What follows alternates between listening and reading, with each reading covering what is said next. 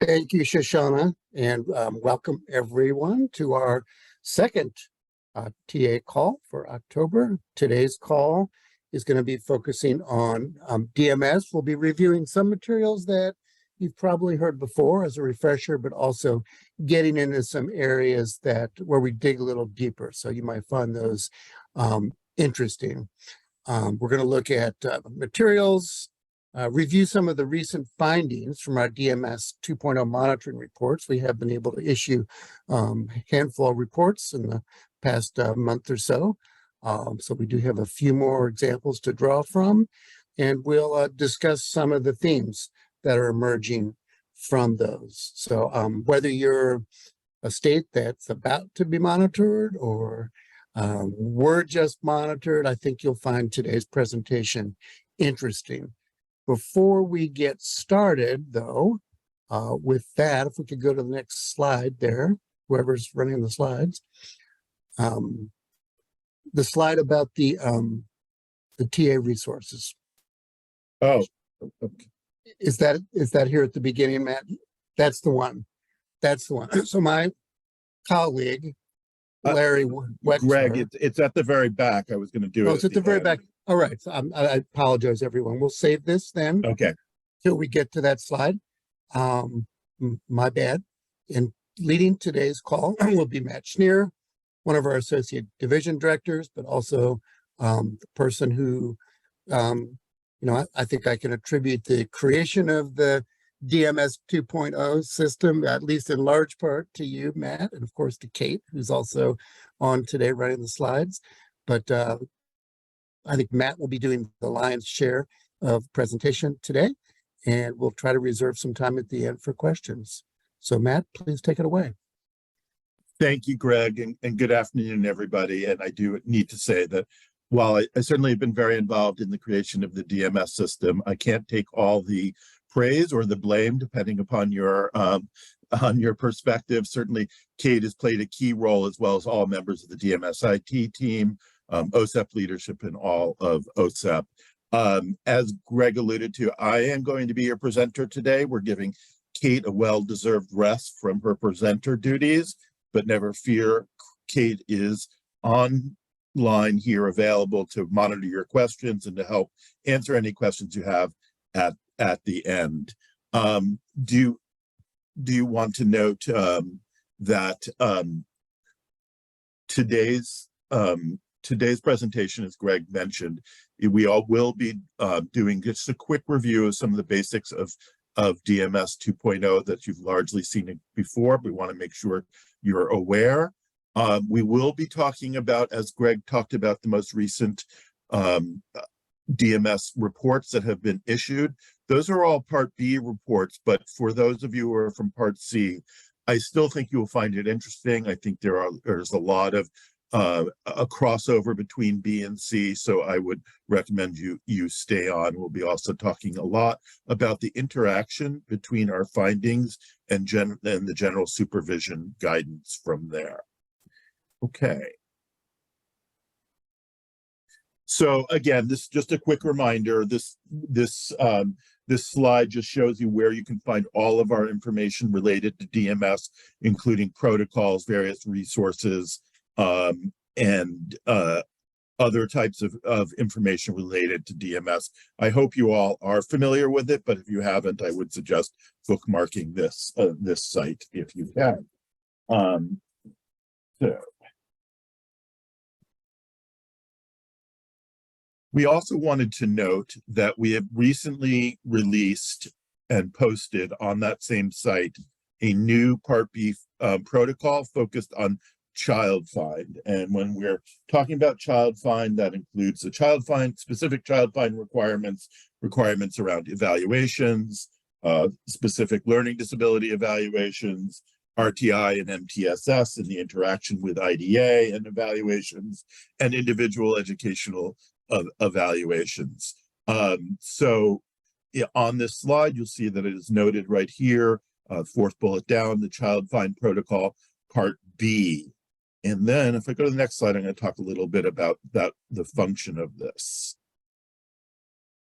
So I wanted to take the opportunity to note that as you all know, we have our what I would call our standard protocols, and these are used with all of our states: integrated monitoring, sustaining compliance, data APR, the fiscal management protocols, subrecipient monitoring for Part B, and single line responsibility for Part C, and our dispute resolution protocols.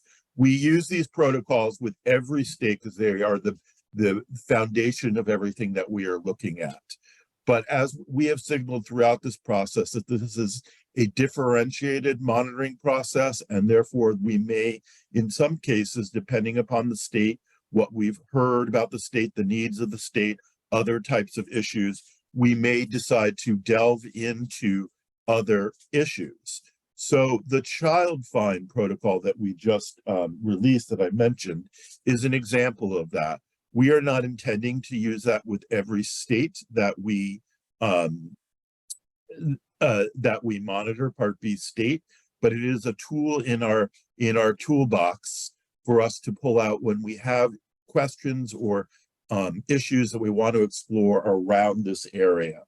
And we have other similar protocols that are currently under review with our Office of General Counsel on issues that we've identified previously, and some of which we've been talking to states about, including significant disproportionality and discipline. In addition, you should also know that even if we don't have one of those protocols, we may identify an area that we want to delve into while monitoring the state. It's not in one of those protocols. For example, right now, C to B transition on either Part C or Part B. And so don't be surprised if we tell you these are additional areas we plan to monitor. We're not going to spring it on you. We'll be a bit transparent about it and try to provide as much information as we can about what we're doing. But just understand that each monitoring visit is different, and we reserve the right to ask different questions. And even as we use the standard protocols, obviously we will develop follow-up questions based on what we're hearing. I say all this because some state leads have told me that some states have been surprised when we're starting a new line of questioning. So I just wanted to make it clear that we have this discretion to look into different areas using these different types of resources. So here you'll see our revised monitoring schedule or updated monitoring schedule that now includes everybody through cohort 4, as we notified cohort 4 states earlier this month of their status. So what that means, presumably, is that everybody knows what cohort they're in. Because if you haven't been notified, you're in 1, 2, 3, or 4. I think you can count on the fact that you're in cohort 5, even though we haven't officially notified you. So this again is up on our website, and you can take a look at it. You'll see that there are dates, months put down for cohort 1 and cohort 2 states, as those have all been selected at this time.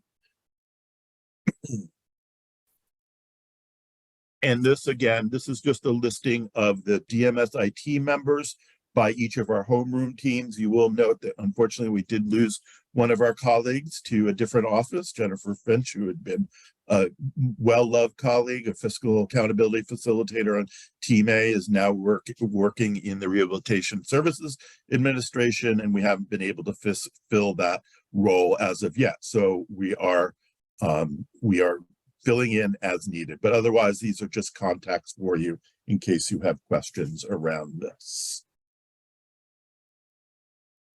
Oops. Okay.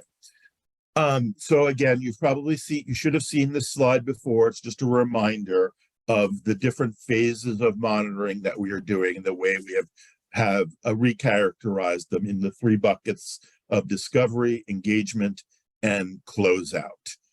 During the discovery phrase, it is a time for us to do our work, do our due diligence.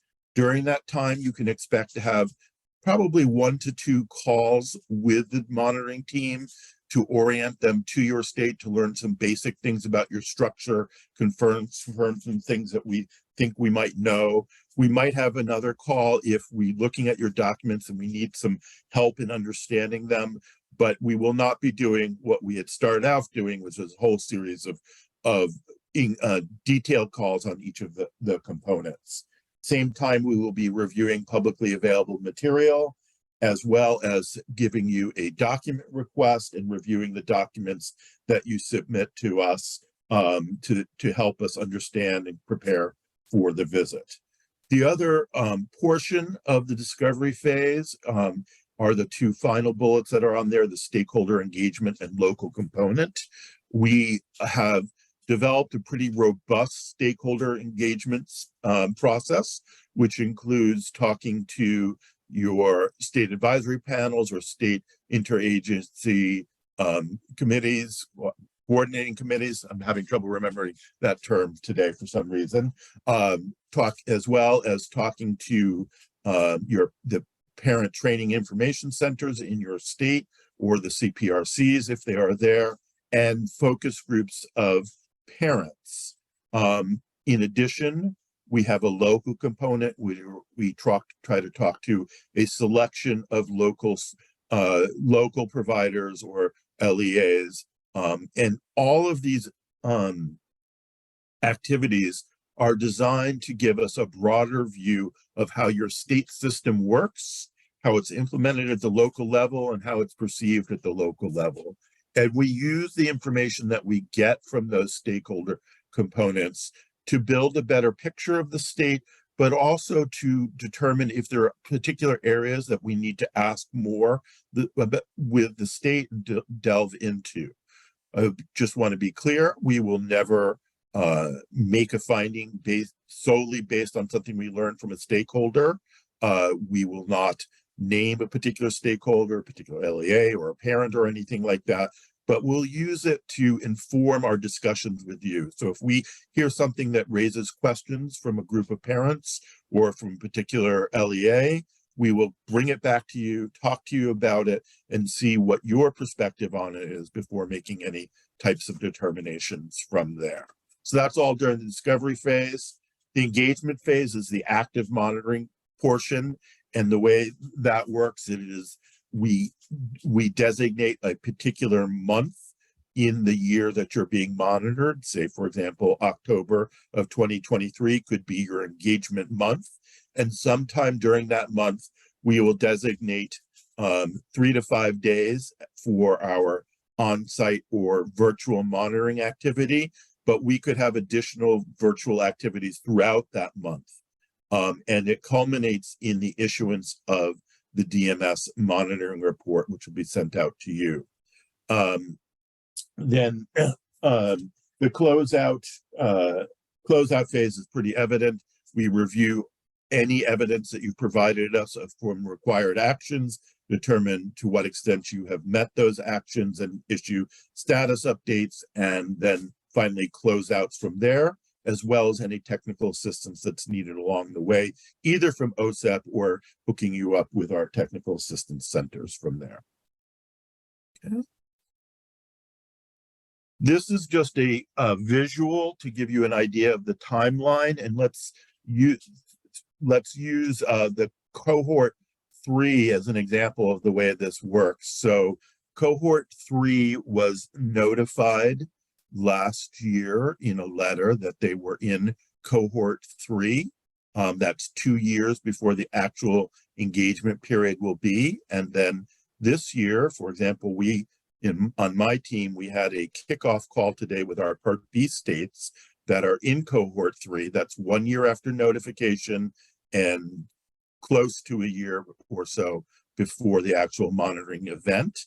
And during that kickoff call, we go over some of the basics of DMS, or the stuff that I'm talking about now. We also tell them what month of engagement they will get, and it will be sometime between August and January of our months.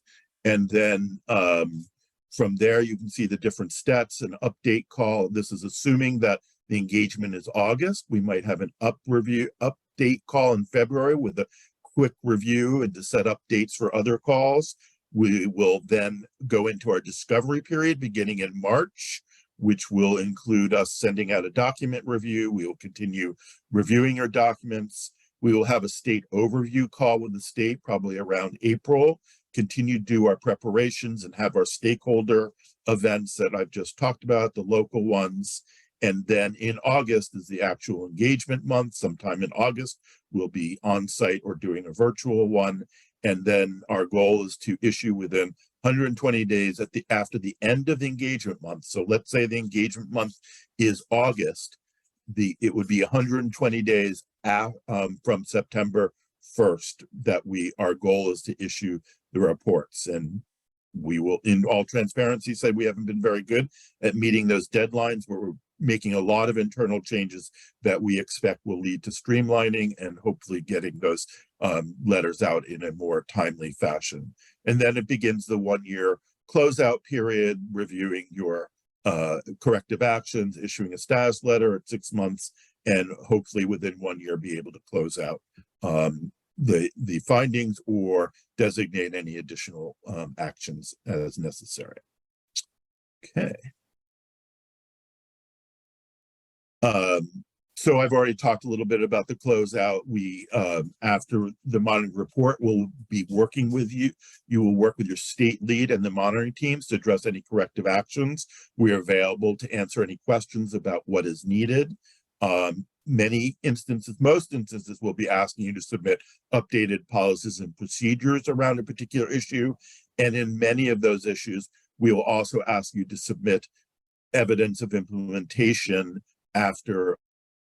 So for example, if we say you need to change your monitoring system, you would give us the policies and procedures about the monitoring within 90 days, and then we want evidence that you implemented it within 1 year.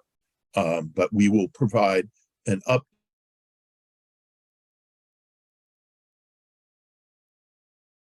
in more informal fashion. Okay, let me just catch up here. Okay. So that concludes the review of some of the basic DMS procedures that you've probably seen before. So we'll move on. And here I just want to highlight the fact of a couple of weeks ago at the last national TA call, the release of the general supervision guidance right before leadership conference that I'm sure you're all aware of, and you see the links for this guidance on here. My colleagues presented on this a couple of weeks ago. We're continuing to develop different types of rollout activities and answering questions. So stay tuned for more opportunities to learn more about it. Feel free to talk to your state lead and identify any questions that you want around those. But the reason why I'm bringing this up is that I want to talk about some of the connections between the information we have in the general supervision guidance, or what we call QA 2301, because I think you will see familiar themes throughout. As we've discussed before, QA 2301 consolidates several of our older guidances that we've been talking about for some years, and in some instances expands and or clarifies that guidance. The guidance also reflects historical findings that we have been making in monitoring for a while, but wanted to be able to find a way to more broadly distribute what we're saying and our sense of what is needed in order to be reasonably designed. It reflects what we've been discovering from historical DMS visits, as well as, historical monitoring visits, as well as the more recent DMS visits.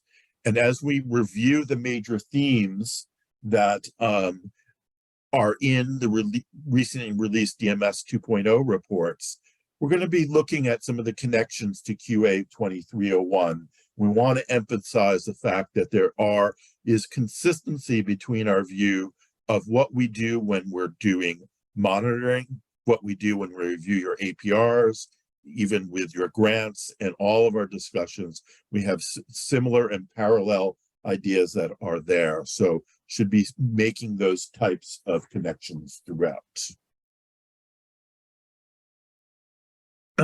So I want to, this slide is designed to start to address some of the questions that we've been hearing either directly from states or through our TA providers. We know that around QA 2301, some of the statements that we've made in there, as well as just when we're doing monitoring, states often want to know, well, what are your standards for certain things? Can you tell us what would meet your standards? And I think as frustrating as it is, to a large extent, in many cases, the answers to the questions are not standard and are often fact and state specific. You're asking us, you want us to tell you what type of information should be reviewed during monitoring, how many files should be examined, how to determine if files are examined are representative of the local program. Well, answers to those questions are fact dependent and dependent upon the nature of your state. So you would want to be thinking about how large a district it is, what kind of different demographics there are, what is the issue that you're looking at. And the point is to answer those questions, what we would expect is that all of your answers would be reasonably designed and would make sense, and that you're able to articulate the reasoning behind why you determined, let's say, for an LEA the size of 500, that you're looking at 20 files, whatever it is. We don't have a number in mind. We want you to be able to articulate why it is reasonable from there. So you, in preparing for your DMS visit, should be prepared to discuss why your answers demonstrate that the system is reasonably designed. We cannot, in a few bullets, although there is a lot of information in 2301 about what we expect, including looking at including the 8 components for monitoring, but we can't in a few bullets really define what is a reasonably designed system. But we do, and we don't expect you certainly to monitor on every requirement in IDA. But we do have an expectation that it's reasonably designed, and one of the things that makes it reasonably designed, that it has an ability to ensure that at a minimum, the most basic rights and premises of IDA are being implemented locally consistent with the regulations. So in addition to APR indicators, we would expect that you have a way of ensuring that early intervention services and FAPE are being provided, that IFSPs and IAPs are, as written, are consistent with the requirements, that IFSPs and IAPs are being implemented, and that basic parent and child rights are being protected. So again, in preparing for our visit, think about how you can make the argument that your system is doing so and have that conversation with us. Okay.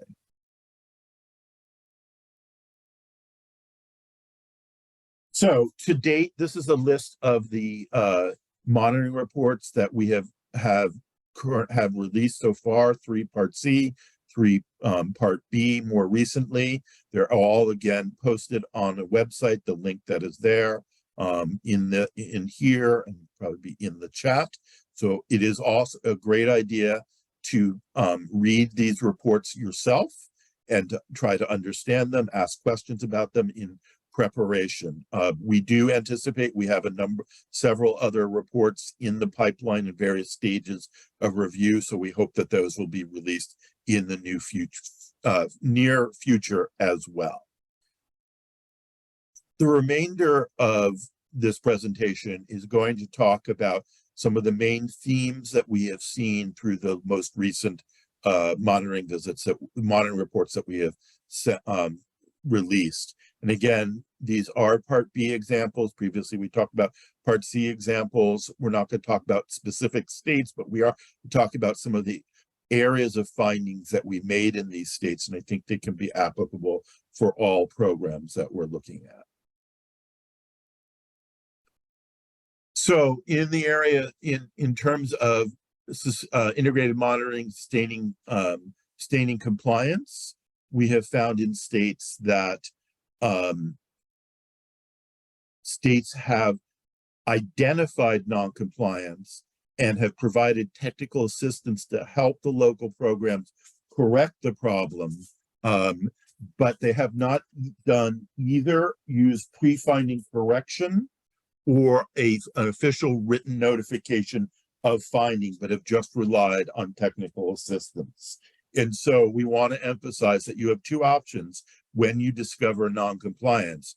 You need to either engage in pre-finding correction or issue a formal written notification on noncompliance. And importantly, in both options, whether pre-finding correction or the formal written notification of noncompliance, you need to be able to maintain documentation that you have verified correction based on looking at systemic noncompliance and child-specific noncompliance in the ways that we've talked about for years, and is also in our general supervision guidance. So just keep that in mind.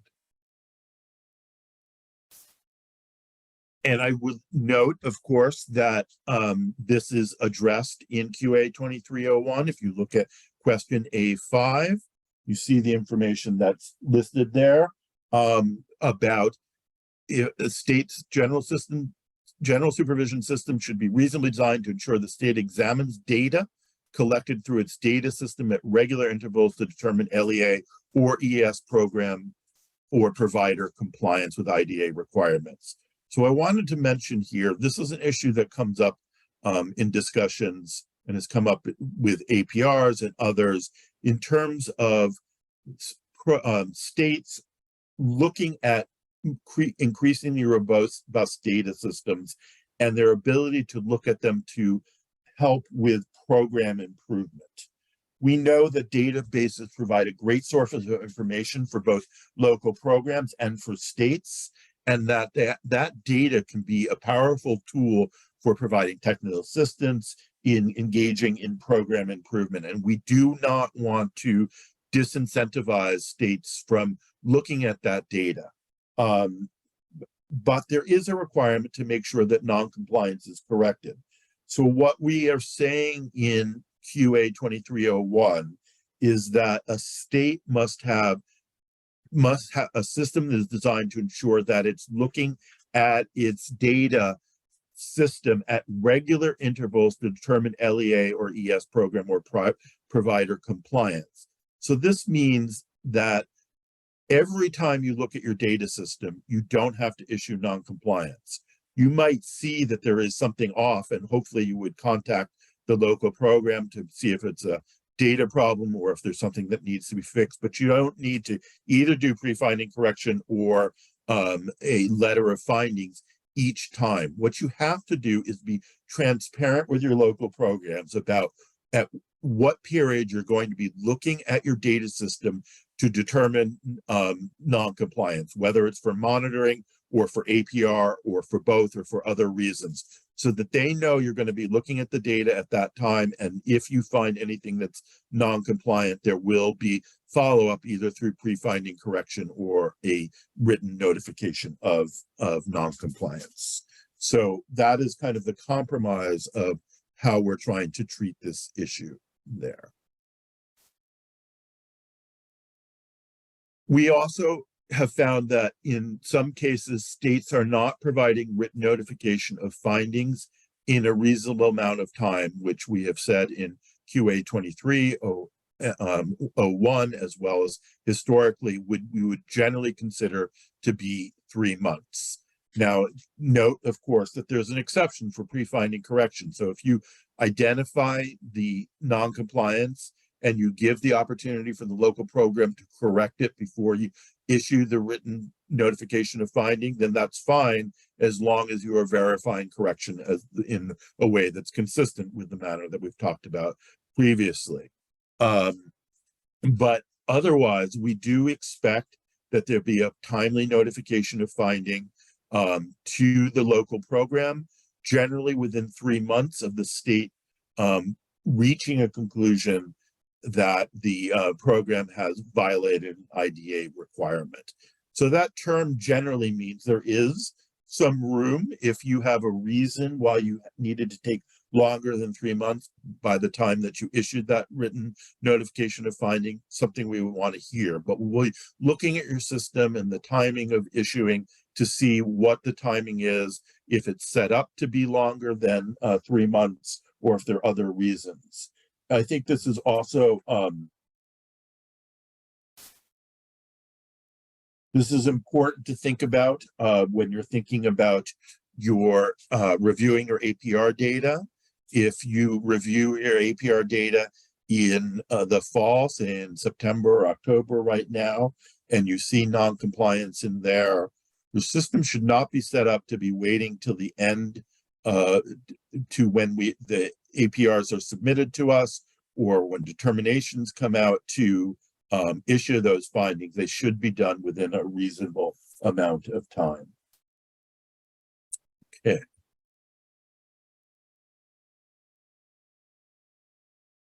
So on the issue of determinations, we also found some inconsistencies in the criteria that were used, or the information, the elements that were considered in making local determinations, as reflected in 2301, question D2, as well as many OSEP documents over the years.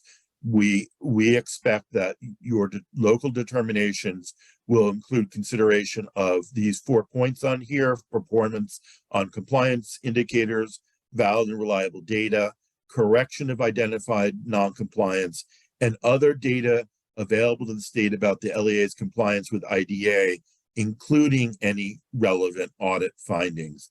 I will note that that is a finding that I made historically in the past, that audit findings weren't being considered. So Part B states particularly remember about that. Now, having said that, states have a great deal of discretion as to how they consider each of these elements or factors and determine that.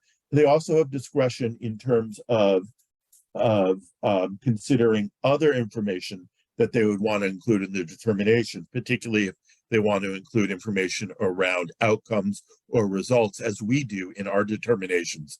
That is certainly something that we encourage, but it is not required in issuing determinations.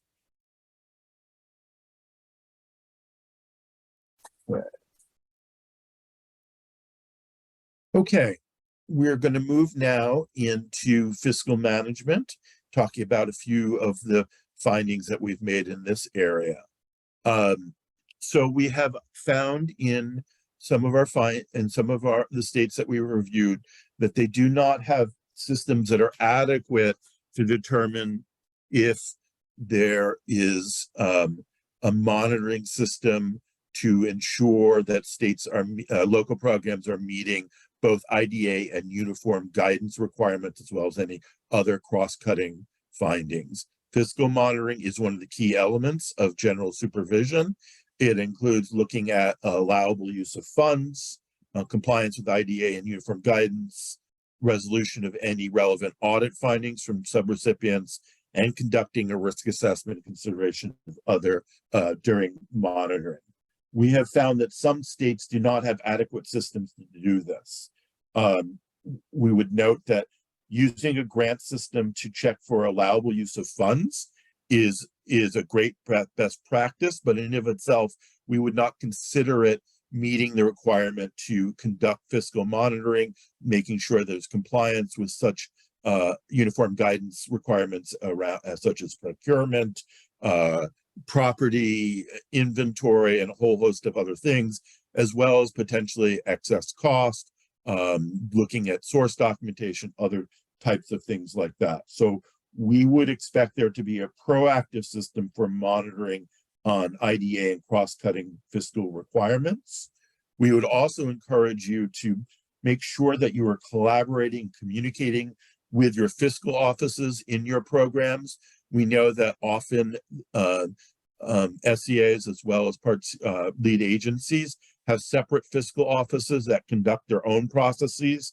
Sometimes it's important to include that in what you're talking about, and certainly include those people in discussions with us to give us a full picture of the fiscal work that is being done. And you also want to make sure you're aware of the work that those offices are doing and connecting it to the IDA requirements as well. So that is just a strong recommendation for collaboration and communication. On a sort of more the specific requirements that are Matt, I think you're dropping out a bit. So of course it's on the topic of the GANS number, which is not my specialty, but I'm going to jump in. Maybe if you turn off your video, Matt, that might help. So one of the issues that has also come up around fiscal related to the grant award notifications is that we have found that states were unable to provide sufficient documentation that ensures that every subaward is clearly identified and to the subrecipient. So that includes required information here under 200.332, such as the period of performance and the name of the federal awarding agency. So I think what you would want to do is just ensure that you're aware of what that GANS number is, that it's documented clearly, what the period of performance under that grant award notification covers, and that you are also identifying the federal awarding agency on that grant award notification. So Shoshana, I don't have control of the slide, so perhaps if you can go to the next one. Would be great. And then hopefully Matt, if he's able to come back in or call in on the phone. So dispute resolution themes and examples. Let me go to, looks like I have control now. There we go. All right. So a couple of issues that have come up across the states through our monitoring activities connected to procedural safeguards. So take a minute, utilize the great self-assessment that Cadre has on their sites that we collaboratively developed with them to evaluate your procedural safeguards and your other policies and procedures connected to dispute resolutions. So we want to ensure that parents really understand their rights under IDEA. We understand and recognize that many states might have sample documents that their staff utilize during IEP meetings, the eligibility meetings at the various times that the rights are meant to be provided to parents. So just ensuring that parents are understanding what their rights are under IDEA. We also have noticed that in some instances, the procedural safeguards were not provided in the native language. So often states were waiting until a request maybe came in, despite the fact that they would have large populations of parents with in a particular language category. So thinking about your population, you're not going to always get everyone, but if there are known nationalities within your state that you can get these documents translated for and posted, that is the ideal that we would like to see, so that we are ensuring that parents have access to these rights in their native language. And then finally, we do want to highlight that these did not rise to the level of findings, but we did note them as recommendations in some letters. And we did see this in quite a few states that there appeared to be a more structured process to have these set up and shared. So Matt, I see you back on camera. I'm not sure if you're still frozen. It doesn't appear to be moving, so I'm going to keep moving on. All right. Dispute resolution state complaints. State complaints that are set aside because they are also the subject of a pending due process hearing are not being tracked to ensure resolution when appropriate, and the burden is placed on a complainant to refile.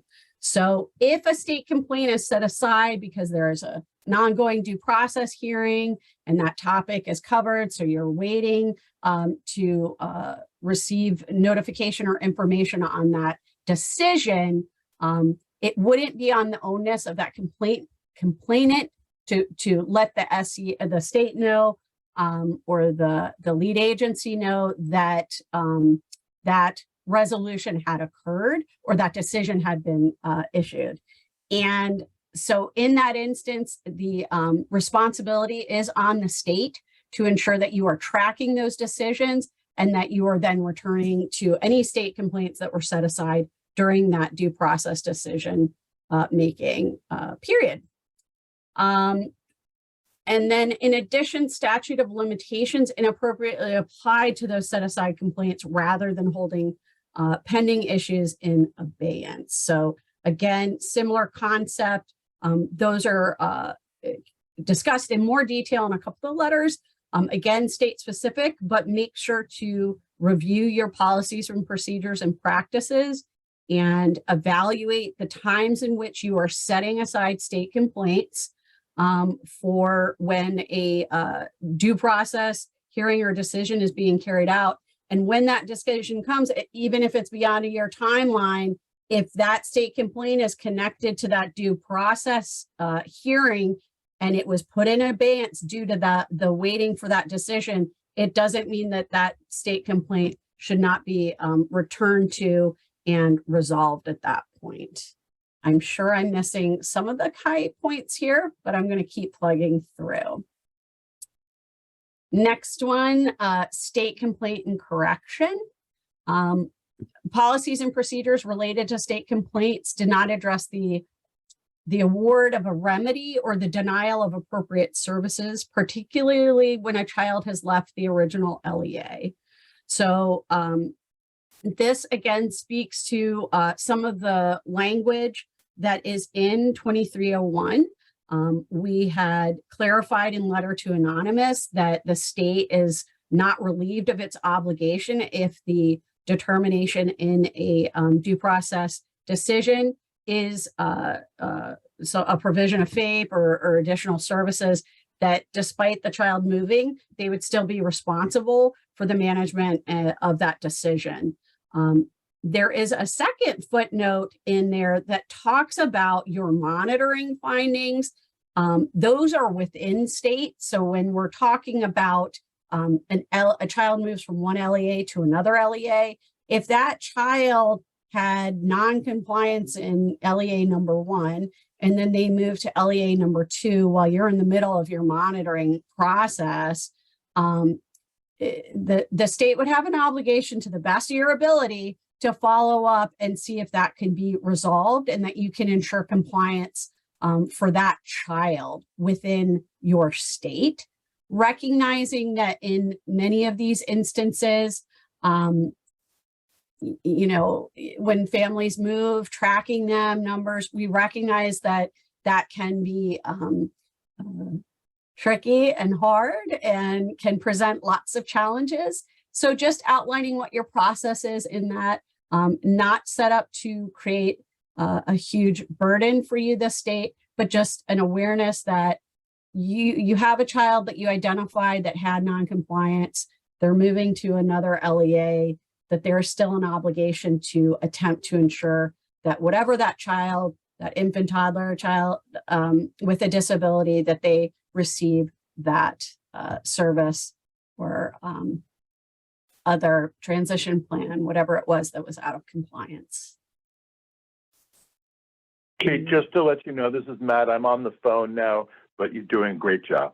Well, you're welcome to take back over. We're on mediation, but I don't know if you have access to the slides. So I have it here, so I can take over if you'd like me to. Okay. Okay. Great. Okay. So we have found in at least one state that a state, well, let me step back for a moment. I'm sorry. During all of our DMS activities with many states, we have found that many states have informal dispute resolution options that are available to families to address concerns in a more informal way, obviously. And we want to make sure that we emphasize that we think that the existence of alternative or more informal means of dispute resolution has tremendous value for all concerned. We certainly want disputes to be resolved at the lowest level possible and the least informal as necessary. But we also want to make sure that the basic rights that are enshrined within the statute of IDA are protected. Those are some of the most basic civil rights that are given to families under IDA. So one of the things that is really important is that alternative forms of dispute resolution cannot be either meant to or inadvertently be impeding the use of the other three more formal forms of dispute resolution, mediation, due process, or state complaints. And they certainly cannot be required as a prerequisite to accessing those rights under IDA to mediation, state complaints, or due process hearings.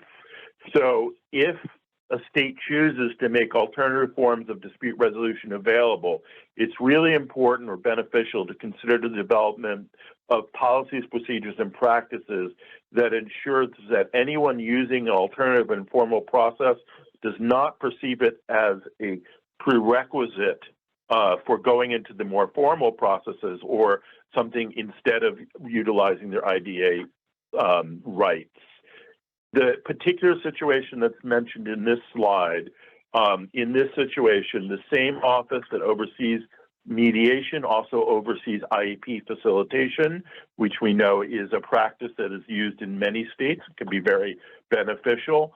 But in this case, the two processes appear to be blurred, and that if what we are saying here is that if there is a request for mediation made by the parent, there's agreement to go into mediation, but there is final determination to use IEP facilitation, then there needs to be documentation of that decision in a mediation agreement. So it's all clear and documented. So that's one particular example of how the interaction between more informal dispute resolution processes and the formal ones are. But if you look at some of the Part C findings, we have found issues about some of the language that is used.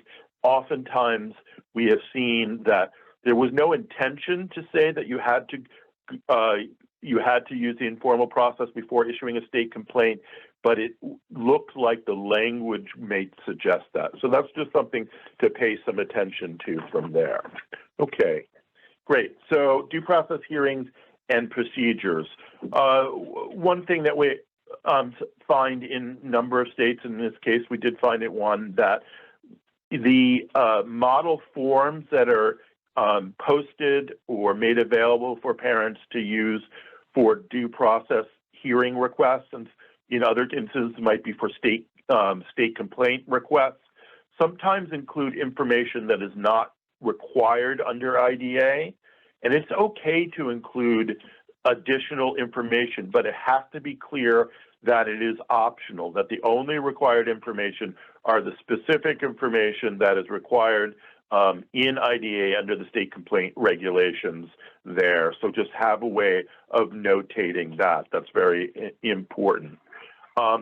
Another common thing that we found in dispute resolution around due process hearings is issues around tracking dates, particularly around resolution periods, to be able to ensure that there is an accurate tracking of the 15-day timeline for receiving a notice of the parent of holding a resolution meeting within 15 days of receiving a notice, or tracking the 30-day resolution period requirements.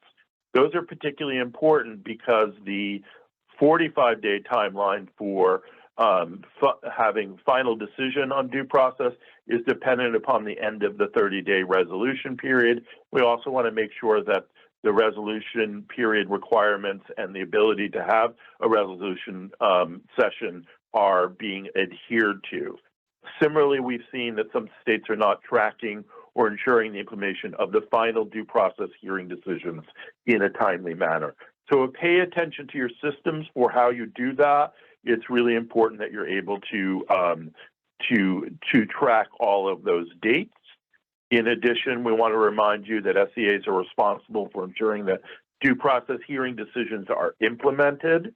And as is reflected in QA 2301, we do expect states to be looking at both any due process hearing decisions and state complaint hearing investigation reports to try to identify any patterns that suggest systemic noncompliance either within a specific LEA or a local program or across all of your programs, and identify any needs for technical assistance that should be provided or needs for focused monitoring from there. So that's just a reminder.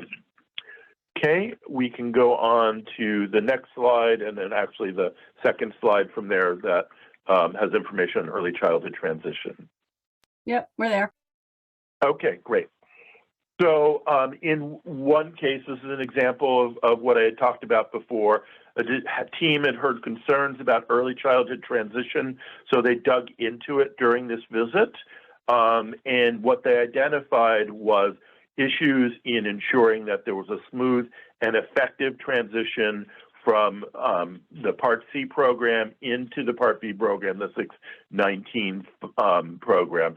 Obviously, early childhood transition requires that both Part C and Part B play their part, but in this case, we're talking about Part B. And in this case, specifically, there were concerns about a lack of monitoring of the local programs, ensure that child find process was taking place year-round, including the summer times, that they had an ability to validate that the transition data was the early childhood transition data was accurate and valid, and that there was documentation of the appropriate personnel attending transition conferences as was required. And finally, that in some instances, there were concerns about whether or not procedural safeguards would be being provided to parents of potentially eligible children with disabilities. So all of those things are things that need to be kept in mind as we move forward. Okay, we're nearing the end. That's the last of the findings that I wanted to highlight for today. We can go to the TA Center Part B support slide. And in this slide, we're just providing links to IDC, NCSI, Cypher, and Cadre. These are all great resources for support for the different areas that we monitor on. We want to make sure that you are taking advantage of all the resources that they provide, some of which we've highlighted in previous national TA calls, and working with them if you're getting ready for or going through a monitoring visit. And the next slide just does the same for Part C, providing information on ECTA, DAISY, Cypher again, and Cadre again, all of which have great resources for Part C as well as Part B. And then finally, this was what Greg was alluding to at the beginning of our time together. Our colleagues in the Research to Practice Division asked us to highlight this new website in which enables you to find your center. It's a new listing of all the OSEP-funded TA centers as well as TA centers that are funded by other parts of the department. The latest iteration includes our latest new centers. We encourage you to explore that website. And with that, I am done with the presentation. I apologize for the technical issues and thank Kate as always, as being willing and able to step in at all times. This is not the first time that this has happened to her. So from there, we can answer any questions. I can't tell what's been submitted. So Kate or Shoshana, if you can guide us through that, we can answer any questions. Yeah, I don't think we have any questions right now, but please use the Q&A function if you had some questions. We will be posting this recording after, I think it's tomorrow or the next day, it'll be posted with the PowerPoint. And then if you do have any questions, you can always feel free to reach out to your OSEP state lead, and they'll be able to filter your questions to the DMS monitoring teams. And others. And Greg, I didn't know if you wanted to speak now directly about this great new handy dandy listing of our funding. Yeah, I think Matt covered that okay, but my colleague Larry Wexler, the director of their Research to Practice Division, wanted to make sure that everybody knew that they had updated the list of centers and what we used to call the placemat. I think the handy dandy terminology is actually Larry's. I want to give him full credit for that. I don't know if we have any questions yet, but I want to say that, Kate and Matt, you guys did a fabulous job of presenting this material. I love the way you back each other up when we have a technological glitch so that we did like we did today. We barely missed a beat. Shoshana, are you seeing any questions yet? The only thing is, I think just if you could put the link to the Find Us Center in the chat, Shoshana, that would be great. I can't send it to everyone. That's the only question we had so far. All right. I want to mention that if you are a Part B director and attending the NASD annual conference in New Orleans, Kate will be presenting on Monday on DMS and general supervision, and I will be there with her. So I urge you to attend that session, and it'll be more interactive than what we did today. There'll be really a nice opportunity to work in small groups and ask particular questions and hear from your colleagues in other states about practices that they're engaging in. All right. I think that's it. So thank you, everyone. Thank you so much. Take care, everybody. Thanks, Matt and Kate and Shoshana. Bye-bye.